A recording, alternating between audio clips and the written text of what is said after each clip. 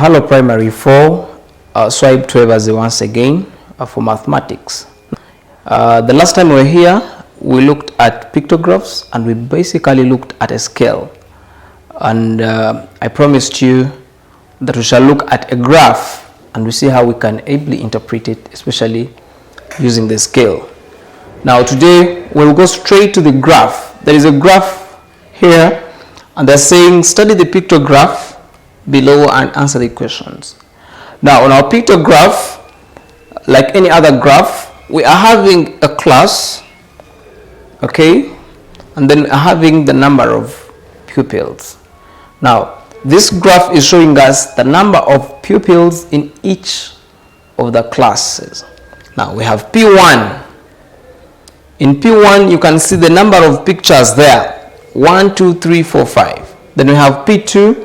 We can also count the number of pictures, 1, 2, 3. In primary 3 or P3, we can as well count the number of pictures, 1, 2, 3, 4. In P4, we can count them as well, 1, 2, 3, 4, 5, and 6. Now, this is what I told you, that when a picture is not standing for itself, when it is standing for more than itself, for any other number of objects, you're given a scale. Now the scale is given here and they are telling us that each picture you see on the graph there is actually standing for 10 pupils. Each picture is standing for 10 pupils. Now let's look at the questions attached. They've said how many pupils are in P1. The first thing that should come in your mind is how many pictures.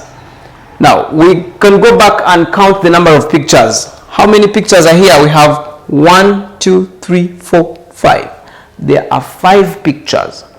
But also the second thing that should come into your mind is the scale.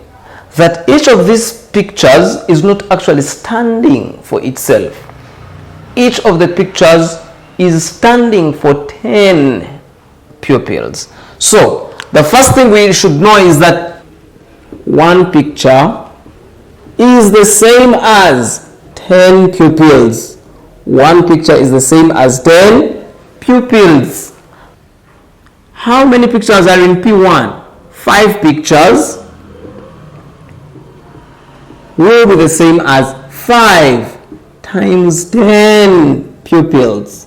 5 times 10 pupils. Because remember, every picture is standing for 10 pupils. That is the reason why we have multiplied the number of pictures in P1 by 10.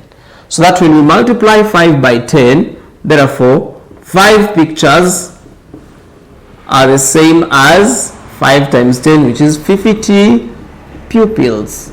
This means that in P1, the actual number of pupils is 50. The actual number of pupils in P1 is 50, not 5 pictures. Okay, it is 5 times 10. The 10 is the number of objects that every single picture represents. Now let's go to part B. In part B they're asking which class has 40 pupils. We go back to our graph. Okay, putting in mind how many pictures are represented by one picture. Okay, now the question is which class has 40 pupils? We shall simply come and say if 10 pupils are actually represented by one picture, if 10 pupils are actually represented by one picture, this means that if I have 40 pupils,